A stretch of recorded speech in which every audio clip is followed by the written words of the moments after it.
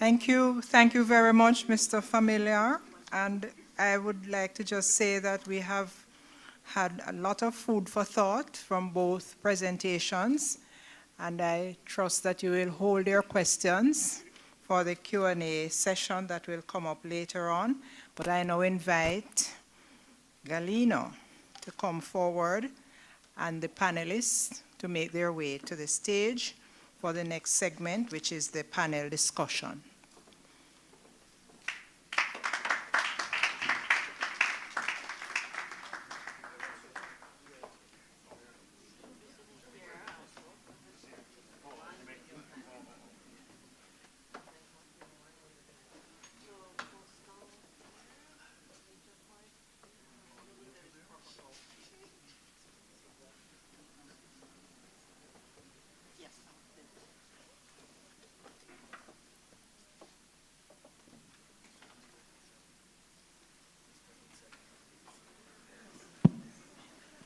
Good evening, everyone. We've heard from the minister, we heard from our vice presidents, and then one theme, a lot of, as Mr. Familiar was saying, a lot of the same ideas were floating in the different speeches, but for me, one common thread was very and particularly important. As the minister said, it is important to have a really strategic approach to addressing the risk. And Mr. Familiar also said that it's very important to look at it, from, he doesn't like the 360, but the point is to look at the risks, from the different perspectives and have a comprehensive framework, to address this risk. So I am very happy that now we have a panel which would help us to look at this risk from many different, from different perspectives. And I would like to introduce, part of the panel is of course Minister Clarke, Mr. Familiar, but I would like to introduce the other panel members. And I will start by Dr. Constant Lonkeng. I always call you Constant, so I'm not sure how you pronounce your name. And as most of you know, Constant is the IMF resident representative for Jamaica. He joined the IMF in 2010 and has since worked in the Institute of Capacity Development, the Fiscal Affairs Department, the African Department, and the Western Hemisphere Department. His recent research has covered a range of issues, including the interaction between monetary and fiscal policy, fiscal anchors and risks, and the political economy of reform. Early in his career, he was a statistician at the National Institute of Statistics of Cameroon. He holds degrees from the University of Yaoundé in Cameroon, the Economic School of Louvain in Belgium, and a PhD in economics from the University of Montreal, Canada. So please join me in welcoming Constant as the panel. Another distinguished panelist tonight is Mr. Yuri Chakalall, who is the Senior Specialist in Natural Disaster and Risk Management at the Inter-American Development Bank. And Yuri comes with 22 years of experience in coastal resource management, environmental planning, disaster risk reduction, and humanitarian assistance. His experience spans across the public, private, civil society, and international development sectors throughout the Caribbean. He served as a disaster risk management advisor with the Caribbean Development Bank, with UNDP in Nepal, and with the Canadian International Development Agency. He served also as the coastal planner for the Government of Barbados. Mr. Chakalall has degrees from the Faculty of Natural Sciences and the Marine Resource and Environmental Management Program of the University of the West Indies, Cave Hill, Barbados. Please help me welcome him.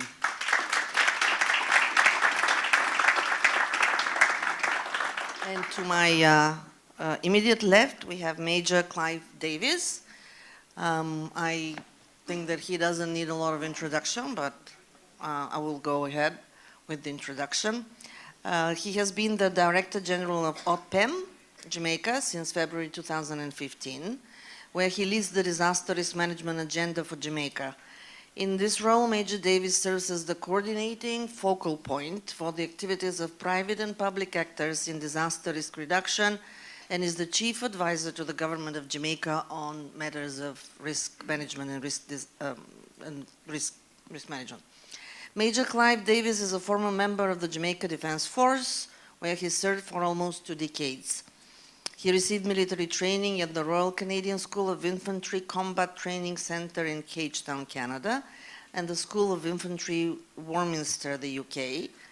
Major Davis founded the Safety and Emergency Management Systems, Jamaica's first occupational safety and health and emergency management consultancy, which I found very important to mention, just to underscore, the need to bring on board on this agenda very broadly, the public, from, the personal individual level, to professional organizations, private sector, government, and the public broadly. So in the first round, I will have one question for each panelist, and would ask panelists to be concise and keep their interventions to 5 minutes. We are a little bit behind already. And we have timekeepers who will keep us in check. So let me start with Constant. The frequency of natural disasters is increasing, as is the severity of the natural disasters. And addressing these risks entails significant costs, and the costs keep increasing as well. So is there a trade-off between addressing this risk, building resilience in all the different aspects of resilience, and then maintaining debt and fiscal sustainability and growth? Thank you, Galina. The short answer is no, but there is no trade-off. We need both. Let me maybe try to elaborate as to why. I'm very glad to be here. I'm glad that after being a champion of fiscal consolidation, Jamaica is now taking the leadership in managing fiscal risk emanating from natural disasters. I remember exactly 1 year ago, IMF Managing Director, Madame Christine Lagarde, was visiting Jamaica in the context of the Caribbean Forum. And at the time, she pledged to convene a conference on resilience building. And I'm glad that this is happening towards the end of this month, and Jamaica is playing a key role in that conference by showcasing exactly what Minister Clarke has just highlighted. I'm also glad that the World Bank, which has been doing a lot of work, not only in Jamaica, but across the world and the region, in resilience building and financing instrument, it's jointly organizing that conference with the IMF and also the IDB. So you will probably hear a lot of noise coming out of Washington in the next 3 weeks in that regard. I mean, fiscal risk management, it's at the core center of any policy making. The reason being that when we think about macroeconomic dynamics, people tend to focus on averages. But those averages, as Mr. Familiar has just mentioned, ex ante, they may look small, but when you hit by a shock, the impact can be very large.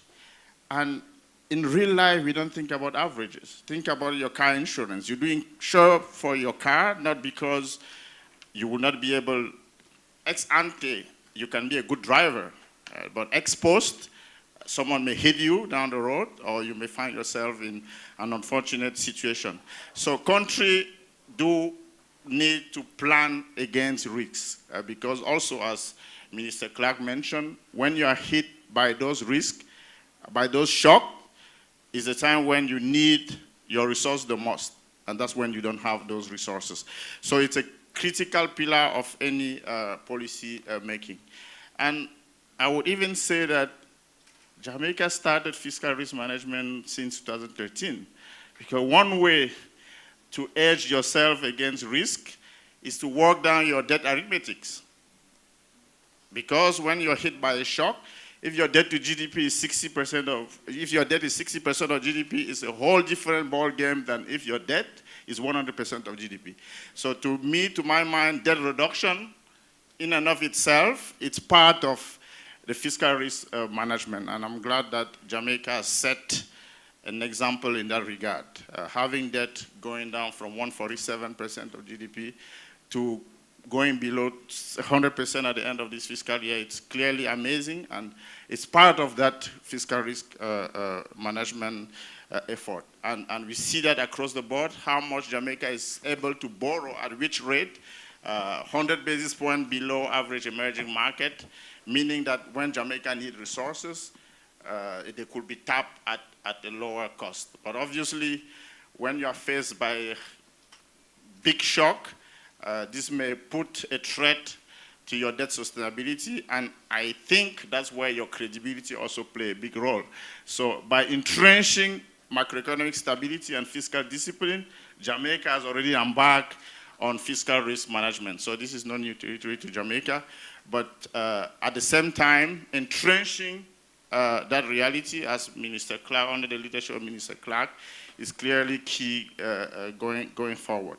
So yes, Galina, what I said starting off is there is no trade-off. We really need both. We need to think about fiscal risk. There is no one-size-fits-all when it comes to fiscal risk. The way you think about fiscal risk when your debt is at 60% of GDP is not the same way you think about fiscal risk when you still have a debt burden of 100+% of GDP. So those considerations have to be looked at in the context of the overall direction of public debt reduction that Jamaica has embarked on. I'm sure we will discuss in details what are the different strategies, fiscal strategies that countries can use to hedge against natural disaster risk. But I'm glad that Jamaica is well within that thinking, and I'm particularly glad that this is happening well ahead of the exit from fund financial arrangement, and the focus on building institutions, it's certainly a key pillar in that endeavor.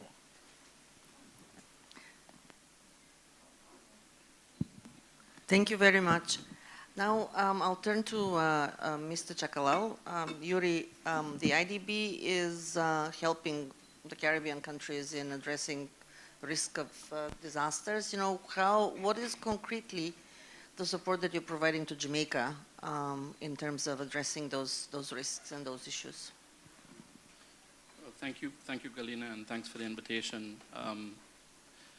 IDB is working on a number of fronts, a number of diverse fronts to support Jamaica with respect to disaster risk management. The most recent thing is the approval of the contingent credit facility, which just happened last month at our board.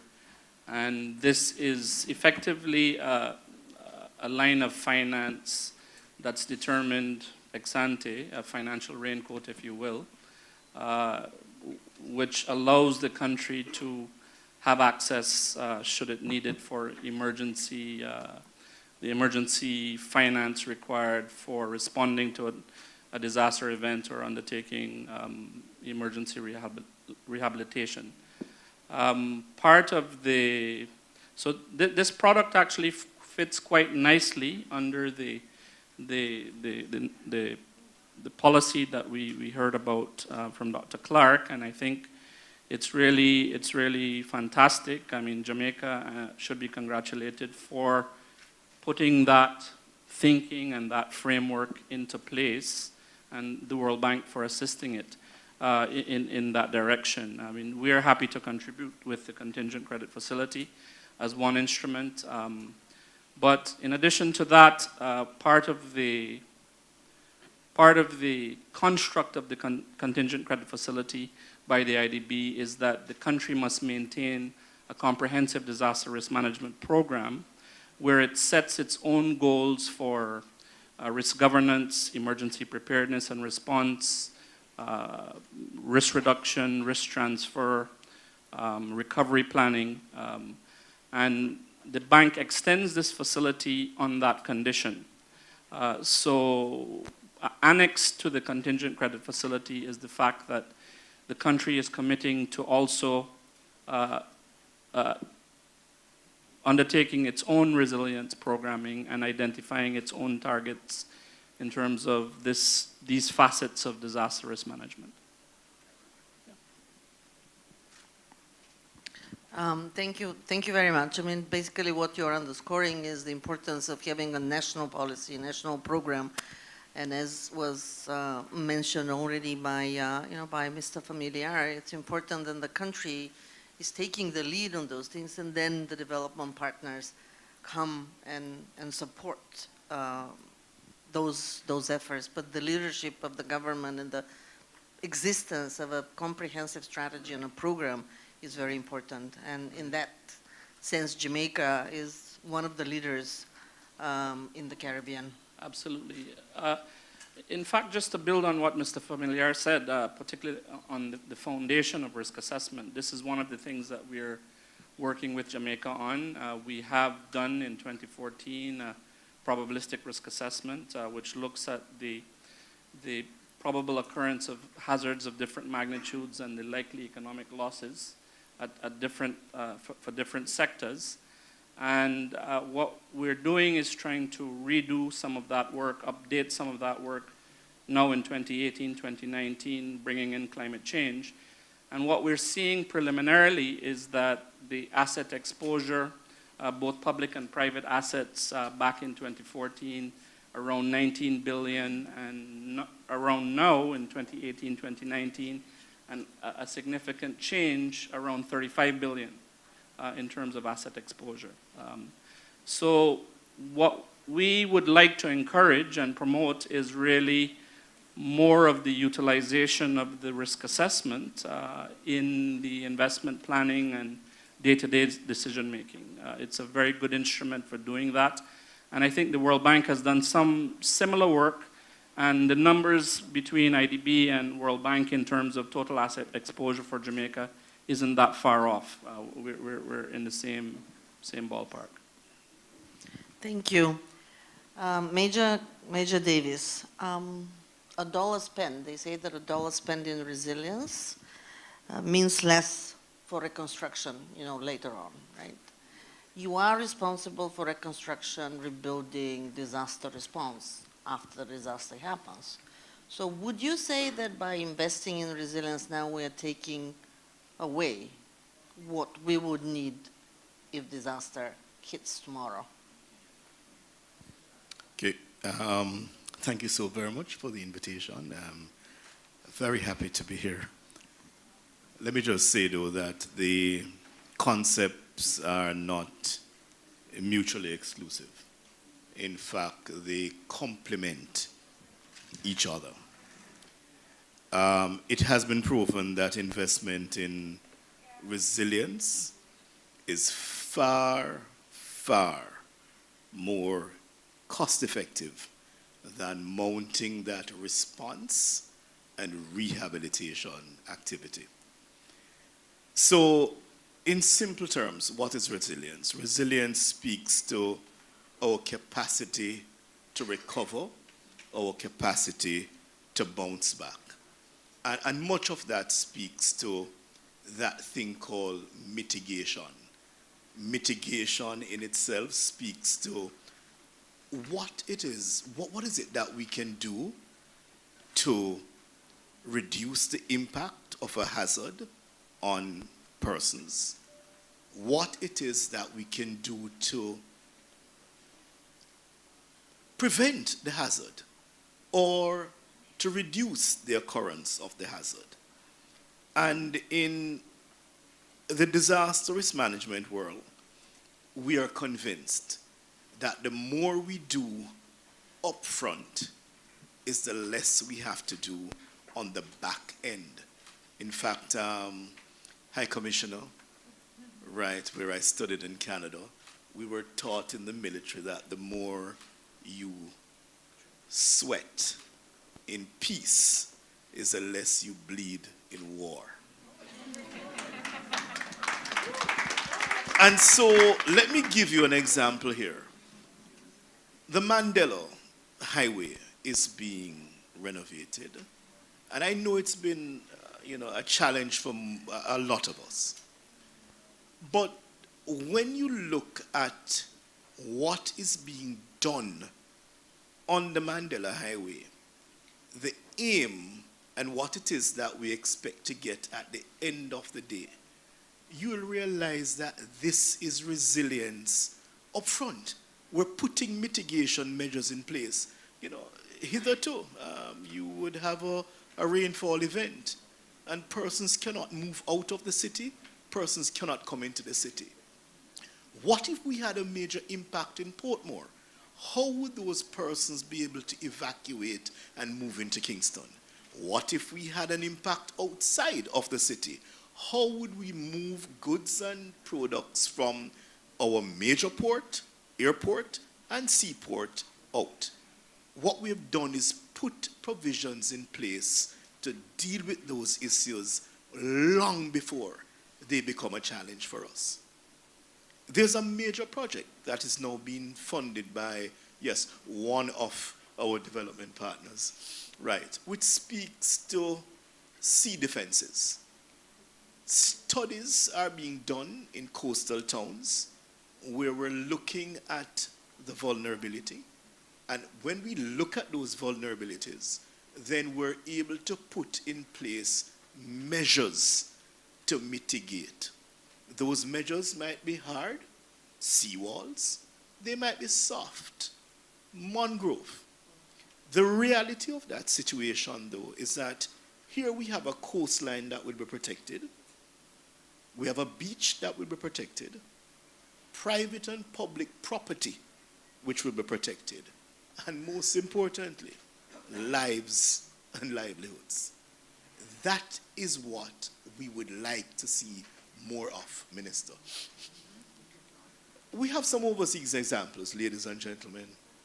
A study of 4 Caribbean states recently suggested that the rebuilding effort after a shock was going to be doubling the mitigation costs.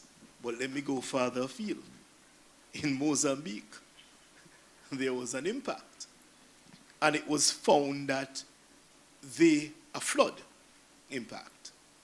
The recovery effort was going to be 203% of what they requested previously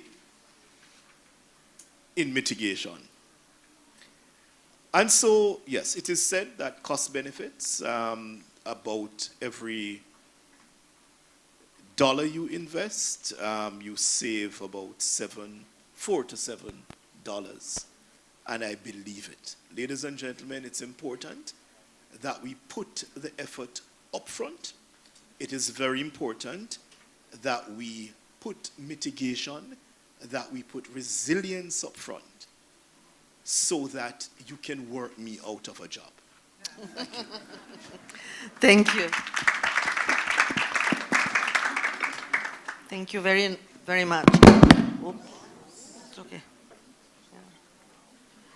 I'd like to turn back to Mr. Familiar and then talk a little bit, ask him to talk a little bit more about, you mentioned in your keynote presentation about innovative solutions that have been tried and structured for financing in other countries and where the bank has been also helping. So given these experiences of innovative approaches to financing like the Pacific Alliance and then the CRIF that you talked about, what would be your suggestions, for the small Caribbean states, including Jamaica, of how to approach it? Well, so when it comes to risk transfer mechanisms, the Caribbean Risk Insurance Facility clearly is was an innovation, and by now it's a very well-established innovation. It keeps evolving by inviting other countries. Now Central American countries are also eligible. That allows for better risk diversification and therefore lowering the cost for everyone. That's positive. It's also expanding the types of coverage that it offers. So there is always innovation on the CRIF front. But I also mentioned cat bonds. Cat bonds are actually bonds issued by a AAA rated agency, in this case the World Bank, as part of our normal funding operations that have attached to them insurance policies. So investors that do not want to take on credit risk, but want to be exposed to other types of risks, buy these instruments. And believe me, there are investors interested in buying these types of things. No?